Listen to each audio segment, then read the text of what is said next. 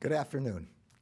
I'm joined today by ATF Deputy Director Marvin Richardson, U.S. Attorney for the Northern District of Texas, Chad Meacham, ATF Dallas Special Agent in Charge, Jeff Boschek, and ATF Dallas Task Force Officer, Lance Amos. The Justice Department is leaving no stone unturned in our efforts to protect communities from violent crime and the gun violence that often drives it. As part of the department-wide anti-violent crime strategy that we had launched last year, we are marshaling the resources of every one of our U.S. Attorney's offices, law enforcement agencies, grant-making entities, and other components to work in partnership with state and local law enforcement to disrupt violent crime. We are cracking down on the criminal gun trafficking pipelines that flood our communities with illegal drugs.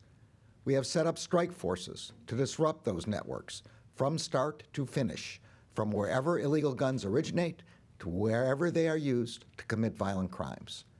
And we have instructed our federal prosecutors and law enforcement agents to prioritize prosecutions of those who are responsible for the greatest gun violence. Those include repeat offenders, who are the major drivers of violent crime. They also include those who illegally traffic in firearms and those who act as straw purchasers. The case we are announcing today is just one example of those efforts. Today, the Justice Department is announcing an indictment in the Northern District of Texas charging an individual with illegally dealing in firearms. Law enforcement ultimately recovered those guns in multiple cities in Texas, in Baltimore, Maryland, and in Canada.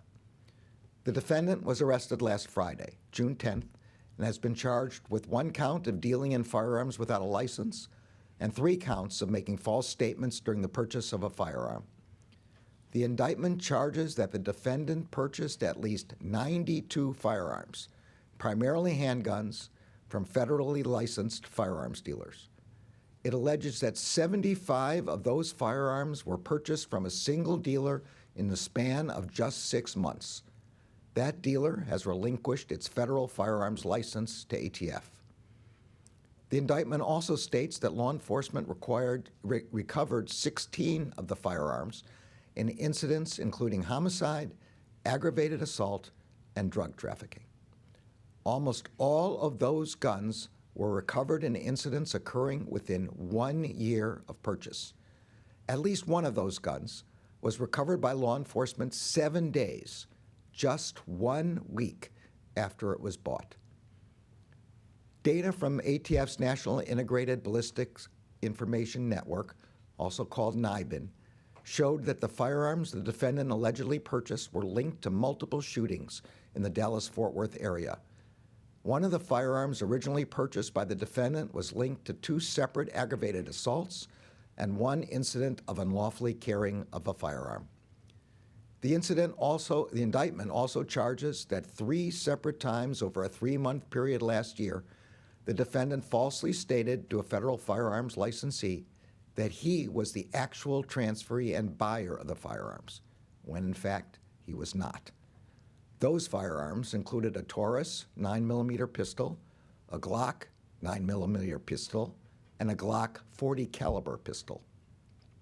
The investigation is ongoing. I want to thank and recognize the prosecutors and law enforcement teams across the department whose exceptional work resulted in this indictment, including the U.S. Attorney's Office for the Northern District of Texas and ATF's Dallas Field Division.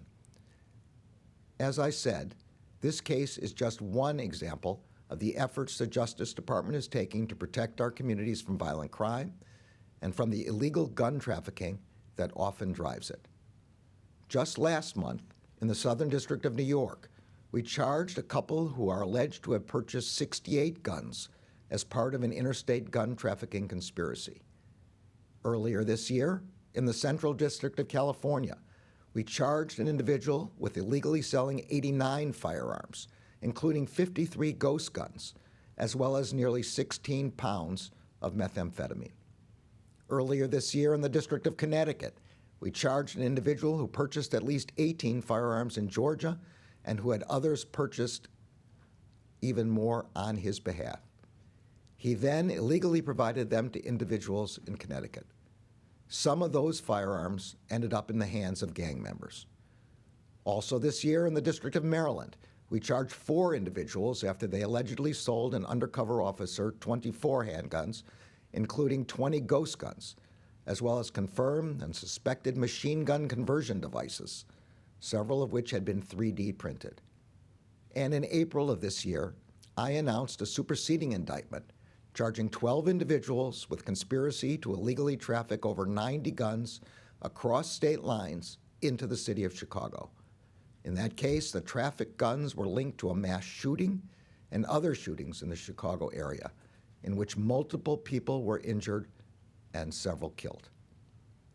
As these examples make very clear, if you put illegal guns on our streets or into the hands of violent offenders, the Justice Department will spare no resource to hold you accountable. The Justice Department is committed to doing our part to end the plague of gun violence, and we strongly support Congress's efforts to do so as well.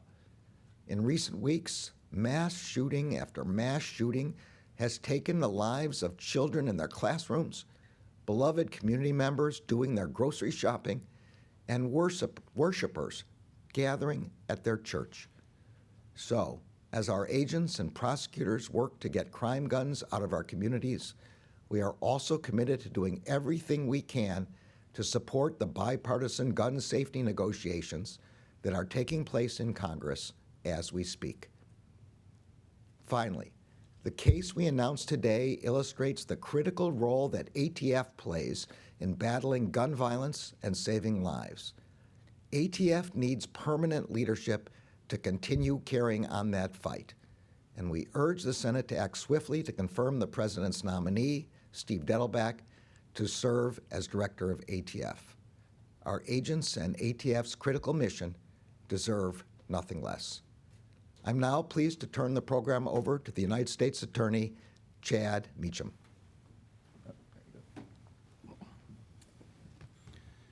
Thank you, Mr. Attorney General. I'm Chad Meacham, the United States Attorney for the Northern District of Texas, and I'm glad to be here with y'all today.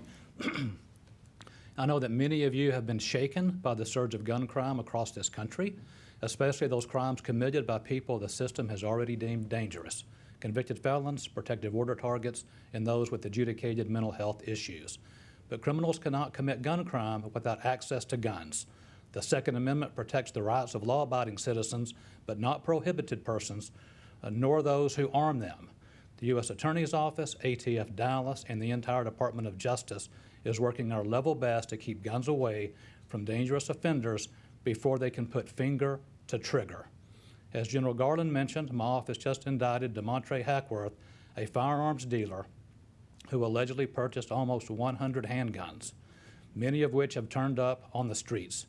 The investigation indicates that one was recovered following a homicide near Fort Worth, Texas, just 55 days after purchase. Another was used during an assault near Dallas, only 78 days after purchase. Yet a third was left loaded in a vehicle with a young child just 42 days after purchase. 16 of the guns Mr. Hackworth allegedly purchased had been recovered in incidents and crimes not involving him across the United States and in Canada, most within a year of purchase. The investigation indicates that some had been used in more than one crime. As charged in the indictment, Mr. Hackworth obtained guns from federally licensed firearm dealers, falsely identified himself on ATF forms as the actual transferee, and then turned around and illegally provided them to others. Federal law does not allow alleged profiteers to engage in the business of dealing firearms, devoting time and effort to obtaining and reselling guns for monetary gain without a license. When an unlicensed dealer purchases guns for others, he allows the actual recipients to bypass background checks. Aware or not of the recipient's past, an unlicensed dealer may well hand over guns to some of society's most dangerous individuals, prohibited persons like drug dealers, human traffickers, even murderers. Selling to customers who cannot pass background checks allows guns to be used in real crimes against real victims, people whose lives may never be the same. Before I turn the podium over to my colleague from ATF, I want to make one point. These cases are not easy to investigate or prosecute. The law enforcement agents literally had to work multiple cases backwards before the identity of someone like this defendant becomes even known. You can only imagine the kind of dedication it takes to run each purchase to ground and then take all that evidence and bring this type of charge. We thank the prosecution team for their efforts. We may never know how many lives we saved by stopping this defendant's allegedly illegal gun trafficking. I'll next turn the podium over to ATF Special Agent in Charge in Dallas, Jeff Boshek. Thank you, Chad. General Garland. Hello, and good afternoon. My name is Jeff Boshek, and I'm the Special Agent in charge of ATF's Dallas Field Division. The Bureau of Alcohol, Tobacco, Firearms, and Explosives is the lead federal law enforcement agency involved in investigations of illegal firearms trafficking, and the Dallas Field Division investigates these crimes in North Texas, Oklahoma, and southern New Mexico. ATF is the sole agency in the United States authorized to trace firearms for law enforcement, and ATF traced more than 500,000 crime guns nationwide in FY21. Over the past 3 years, a pattern emerged as firearms were recovered throughout the United States and Canada. As those firearms were investigated and traced by ATF, many had a single commonality. As the indictment charges, they had been purchased by DeMontre Hackworth. 9 firearms recovered in the Dallas area were traced back to an alleged purchase by Hackworth. Another firearm recovered in Longview, Texas, was traced back to an alleged purchase by Hackworth. An additional firearm recovered in Baltimore was traced back to an alleged purchase by Hackworth. And incredibly, another 4 firearms recovered in Canada were also traced back to an alleged purchase by Hackworth. As the investigation continued, ATF special agents scoured the Dallas area, visiting federal firearms licensees, and discovered the extent of Hackworth's suspicious purchases. As the indictment charges, from 2019 throughout 2021, Hackworth purchased at least 92 firearms, illegally trafficking these firearms throughout the area. These firearms were later used in incidents including aggravated assault, homicide, and drug trafficking, at least one within 7 days of being purchased. Illegal firearms trafficking is not a victimless crime. There are real consequences when individuals illegally engage in the business of buying and selling firearms. ATF will continue to use all available resources to strategically target and identify illegal firearm sales, trafficking patterns, and sources of crime guns, and to interrupt the illegal flow of firearms to criminal gang members, felons, firearms traffickers, and all persons who are otherwise prohibited from possessing firearms under federal law. Our strategy is to impact violent crime in our communities. It's comprehensive. We strive to identify not only those who commit violence throughout our neighborhoods, but also those who provide the tools to do so. This investigation is a prime example of us leveraging technology and partnerships to do just that. This is not just a job to us. We live in these same communities being ravaged by violent crime across the country. It's our calling to make communities safer. You can rest assured that we won't stop our pursuit of those who spread violence and terror throughout our communities. Thank you very much for your time. All right, with that, we'll take some questions. Dallas Morning News. Thank you. General, can you say that this was part of a particular pattern, this particular buyer and this gun dealer in Waxahachie, or were this just one entrepreneurial gun trafficker? And why hasn't the gun seller been charged with anything? So on the first question, the charges are what they are. They're included in the indictment. We don't charge anything more, but this is an ongoing investigation. On the second question, I'll ask the U.S. Attorney. With regard to the dealer in Waxahachie that's mentioned in particular, that person has surrendered his license to sell firearms legally and can no longer legally sell firearms in the United States. As General Garland just said, the investigation continues, but that's where we are at this stage. You guys just outlined how difficult it was to make a case like this. The Senate just recently announced a deal for new legislation. We noticed that one of the things that's not in there is any kind of standalone statute that might go to some of this conduct by straw purchasers. Can you, Attorney General or anyone on the stage, address the need for something like that that would make the work a lot easier to go after these people who are doing these types of crimes? And then secondly, for you, Attorney General, I don't know if you've noticed, but there's a... And I'll let you do the second one, too. Otherwise, I'll forget the first question. Look, the answer is there are a lot of things Congress can do that will help fight the scourge of gun crime. But we do think that at least the framework that I read about this morning with respect to the bipartisan negotiations would be meaningful progress in that direction. And now, your second question? Well, I wanted to ask you whether you had a chance to look at the hearings or watch the hearings on Capitol Hill on the January 6th by the January 6th committee, and if you've learned anything, perhaps that could be useful in the Justice Department's work. So I am watching, and I will be watching all the hearings, although I may not be able to watch all of it live. But I'll be sure that I'll be watching all of it, and I can assure you that the January 6th prosecutors are watching all the hearings as well. On this, which I'll now count as your third question, look, I'm not going to be able to give you an idea of my own personal responses to this or the kind of evidence that are coming out. And I want to just explain a little bit more, although I did start explaining a little bit more, I think the last time we were all together 2 weeks ago or so, press conference. The Justice Department's long-standing position is that we don't comment on ongoing investigations. We do that both for the viability of our investigations and because it's the right thing to do with respect to the civil liberties of people under investigation.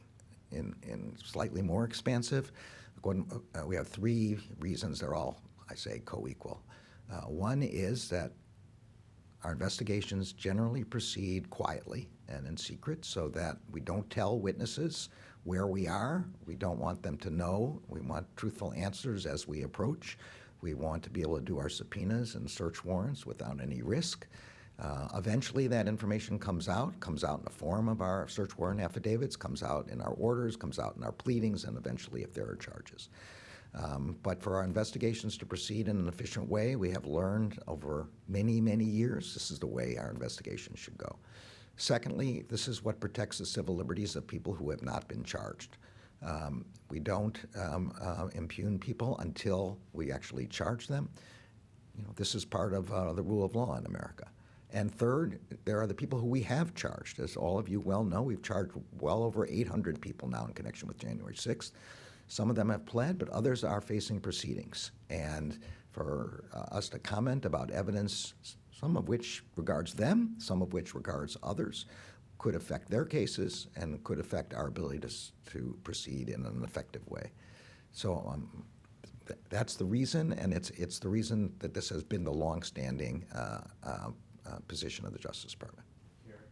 Mr. Attorney General, not speaking about a specific investigation, but there have been open questions with regard to whether there exists a body of law at the Office of Legal Counsel or elsewhere in the Justice Department that's not public that would limit prosecutors' ability to pursue obstruction or conspiracy charges against people at the highest levels of this government or previous governments.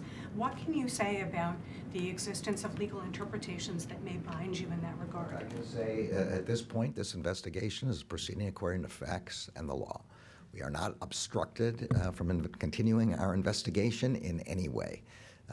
And we will continue to do that. There's nothing within the Office of Legal Counsel that prevents us from doing an investigation. And I think most of the things you're referring to are well known anyway. So there's nothing that's coming in the way of our investigation. We are proceeding with full urgency with respect, as I've said many times before, to hold all perpetrators who are criminally responsible for January 6th accountable, regardless of their level, their position, and regardless of whether they were present at the events of January 6th. We're just going to follow the facts wherever they lead.